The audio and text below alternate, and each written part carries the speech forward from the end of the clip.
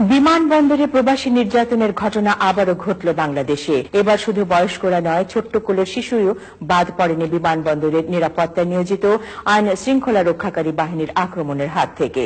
গত সোমবার সিলেট ওসমানী আন্তর্জাতিক বিমানবন্দরে লন্ডন প্রবাসী আবু মোহাম্মদ আশরাফ হোসেনের পুরো পরিবারের উপর এই লাঞ্ছনা ও অমানসিক নির্যাতনের ঘটনা ঘটে।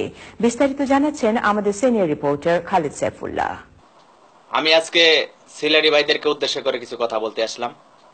কিছুদিন আগে বরিশালের একটি আসাদ নামে একটি পেজ, সে ব্যক্তি মালয়েশিয়াতে থাকে, মালয়েশিয়া প্রবাসী, সিলেটি বোনদেরকে নিয়ে, মা বোনদেরকে নিয়ে কিছু কথা বলেছিল উল্টাপাল্টা।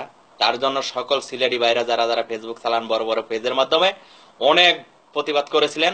যে প্রতিবাদের মাধ্যমে লাস্ট পর্যন্ত এই আসাদ অনলাইনে সবার কাছে সরি বলতে বাধ্য হয়েছিলেন এবং সরি বলেছিলেন। ওই সময় মনে করছিলাম যে না, আসলো সিলেটিরা কিছু পারে। এখন মনে হচ্ছে আসলো সিলেটিরা কিছুই পারে না, আন্ডাটা। একটা কথা আছে, বিক্ষতর নাম কি ফলে পরিচয়। আসলে আপনারা খালি মুখে মুখে বড় বড় কথা বলেন, আসলে মূলে কথা আপনারা কিছুই না। আপনারা লন্ডনে থাকেন, লন্ডনে যাই লন্ডনে কামাই করে সব লন্ডনে রাখেন, দেশের কথা ভাবেন না, আর বইয়া বইয়া বড় বড় কথা বলেন অনলাইনে। এই কথাগুলি বলার মানে কি জানেন? মানে একটাই, আপনাদের সিলেটের একটি পরিবার লন্ডনে এয়ারপোর্টের কিছু কর্মকর্তা ওই পরিবারটাকে, চারটা শিশু বাচ্চাকে সুদ্ধা তাদেরকে ওয়াইফ এবং হাজবেন্ডকে কুত্তার মতো পিটাইছে এয়ারপোর্টে।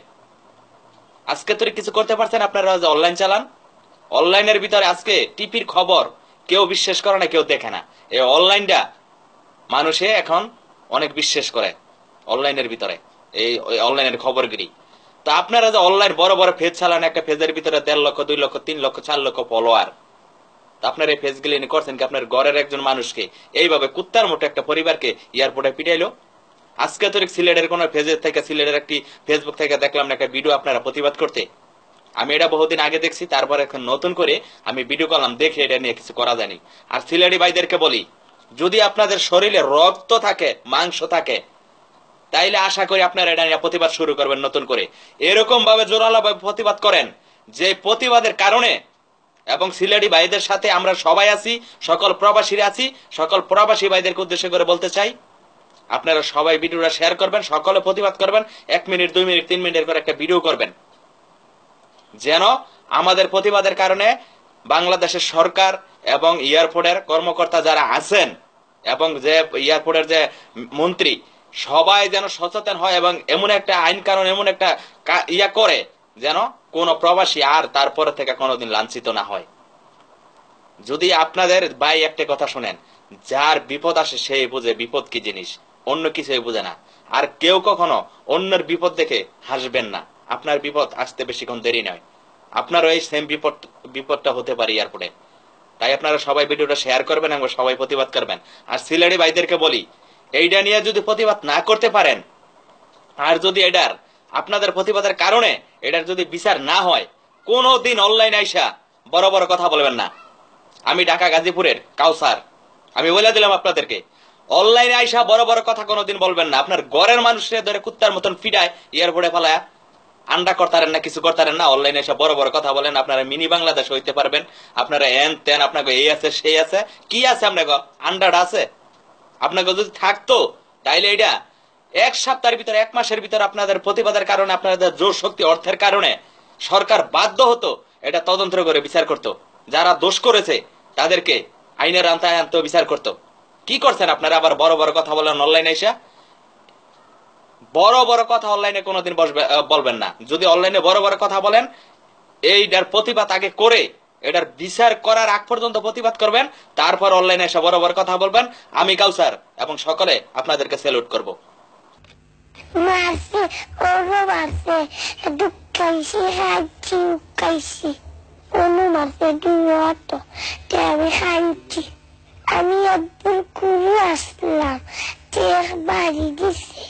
বাংলাদেশে হলিডে শেষ করে পরিবারের 6 সদস্য নিয়ে আবু মোহাম্মদ আশরাফ হোসাইনের লন্ডনে ফেরার কথা ছিল।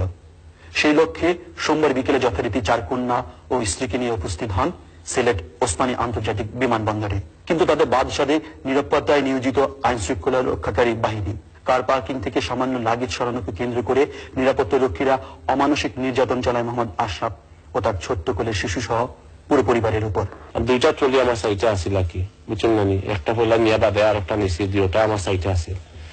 আর এর বাদে একজন লোক আইসে আইয়া লাঠি দিয়ে বাড়ি মারছে ফেলা লাগেজ উপরে, ট্রলিটা সরা 2 মিনিট গেছে না, আইয়া হুস না ট্রলি উড়াইবার লাইনও কইলাম সরোর বাচ্চা ওলা কইও বাড়ি মারিচ্ছে আমার অন্য লাইনে দিয়ে। আমার গর্দনাথ ফোর্সে ফেলা বাড়ি আপনার এবার তো সোলিং রয়েছে, বুঝছেন না, ফোলা বাড়ি 2 নম্বর বাড়ি আমার ফুলি রাতে ফসে একটা ব্রুজ রয়েছে, এবার তৈরি তুড়াতুড়ি ঢুকে দেখা যায়। 3 নম্বর বাড়ি ফোর্সে যেত আমার ওয়াইফ আইসো না, ইয়েও টাইম ফিরাইছো ফিরানির পরে আর কি আঙ্গুখানি আঙ্গুল আস্তা বেডটাতে বাড়ি ফোর্সে আঙ্গুল আঙ্গুল ফুলি গেছে আপনার। এবারে আরো 4-5 জন অফিসার আইসো না, ইয়েও খালি তো দুমা বাড়ি বাড়ি ফেলাই তো বাদে আমরা ভিতরে গেলাম আপনার। নির্যাতন করে ক্ষান্ত হয়নি নিরাপত্তা রক্ষীরা, উপরন্তু আশরাফকে অস্ত্র প্রদর্শন করে ক্রসফায়ারে নিয়ে গিয়ে গুলি করে হত্যা করার ভয় দেখিয়ে জোর করে আদায় করে নেওয়া হয় সমস্ত ঘটনার জন্য সে নিজেই দায়ী।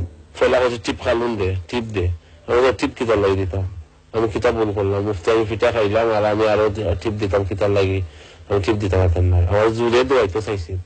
এবারে আপনার কইছে সাইন দে, ওনার সাদা হাজু আমি সাইন দিতে পারতাম না।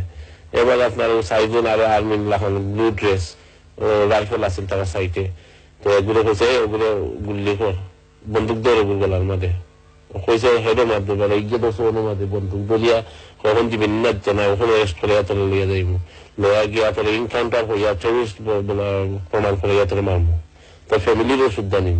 এদিকে স্বামীকে ধরে নিয়ে যাওয়ায় অসহায় স্ত্রী সাহায্যের জন্য চিৎকার করতে থাকে। তার ছোট্ট কোলের শিশুটিও নির্যাতনের আঘাতে কাতরাতে থাকলেও কেউ এগিয়ে আসেনি তাদের সাহায্যে।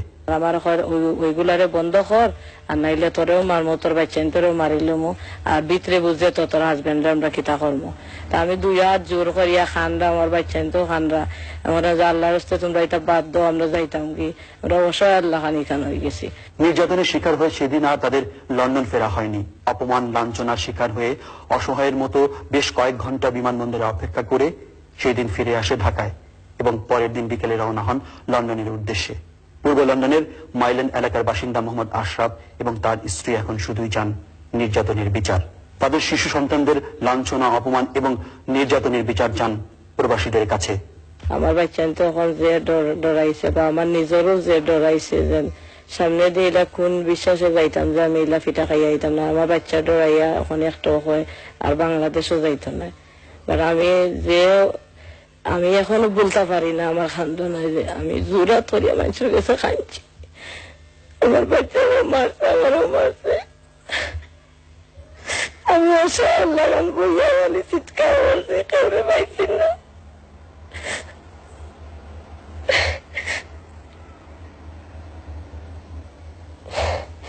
বিনা অপরাধে তারা আমরা এইরকম মায়ের করলো কি তার লাগে একটু আমি বলতাম পারি না, আমি একটা বিচার চাই আমারে, আমার বাচ্চারে কি তার লাগে তারা মারলো। Khaled Saifullah, Bangla TV, Mile End, east London.